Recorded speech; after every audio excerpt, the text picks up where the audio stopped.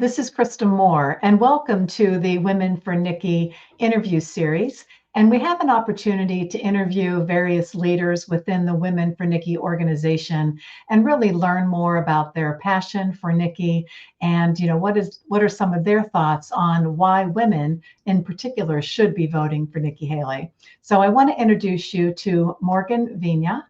How are you today, Morgan? Very well. Thanks for having me, Krista. Yeah, and I'm excited to have you here because you have a history of working for Nikki in the past, as you were the former chief of staff at the United Nations.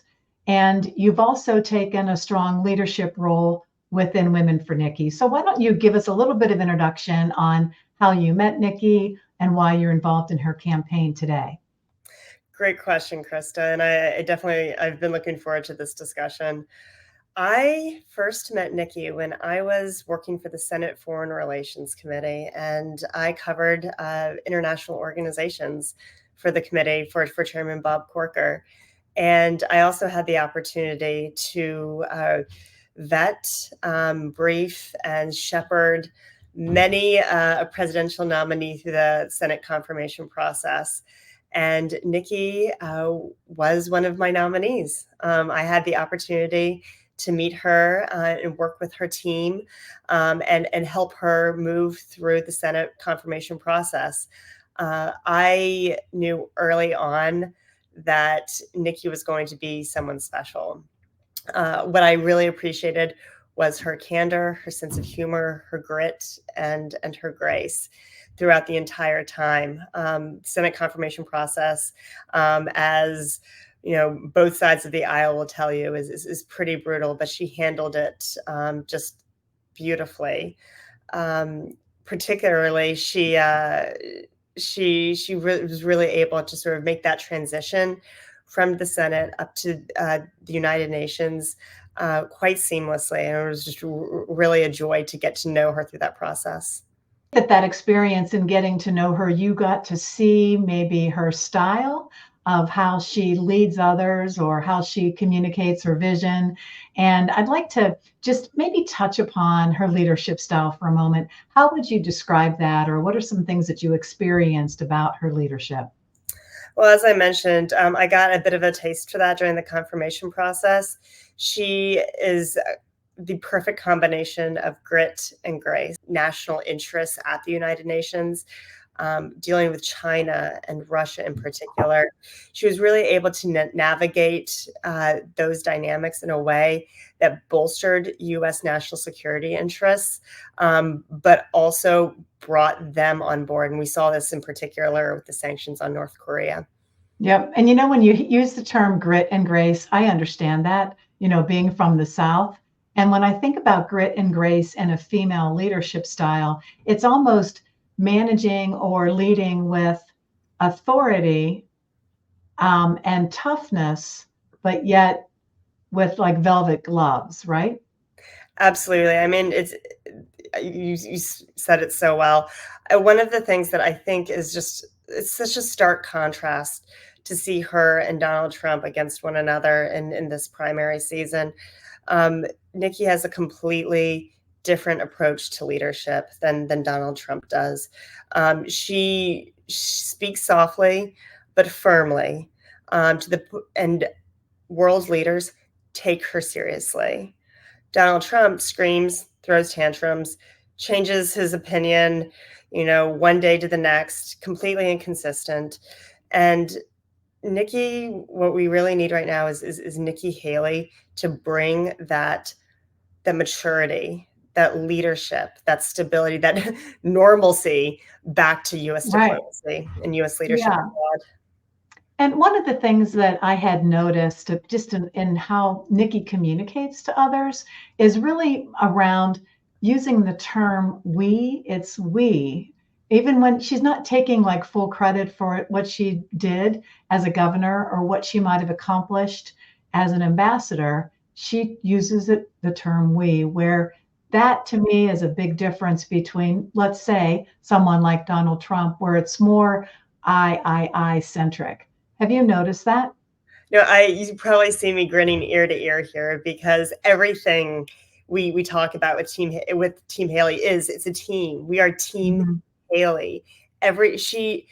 What I particularly appreciated about going to the US mission to the United Nations with her was that she brought on a strong team from South Carolina that knew her, that knew how to lead, that knew how to staff her. But she brought on subject matter experts, including myself, who knew how the UN worked, knew where the bodies were buried within the UN budget, and we complemented each other perfectly. Bringing together and unifying a team is, I think, for her, one of her greatest talents, and being able to work with a number of different folks, different personalities and backgrounds, and really build success on top of that is I think really remarkable. Right. And one of the top leadership qualities of effective leadership is being able to surround yourself with the Good right people, people, right? right? Pulling that team together that complements you and that can help you rise to the top, but together as a team. And it's nice to see that that is your kind of perception on how she led a team. A lot of people have talked, and I hear that they're afraid that she's not going to take quick action on her team as soon as she gets into office. I completely think it's going to be the opposite. What are your thoughts on that? Nikki's pretty decisive. She's got a pretty good read on people, and I have no doubt that she will build a very dynamic team that works well together, and is professional and will execute her foreign policy and domestic policy decision making. Yeah. Well, as we wrap up this quick interview, I know that you're leading the Women for Nikki network in your region for sure, and also just a part of the steering committee. What are your thoughts on Women for Nikki, and in terms of getting more women out to vote for Nikki, and to really be looking hard at whether they should be voting for Trump or not in the primaries? This coalition is unlike any that I've seen before. Mhm. Massive support that Nikki has been able to garner from the female population across the country, I think really is demonstrative of the fact that women want to see a real leader. They want change. They want someone new, a fresh face. They don't want they don't want an 80-year-old man who's here to lecture them and talk about his interests and his personal prowess. They want a leader. They want someone that's going to speak to their interests and speak to how they want to see their children and their families grow up.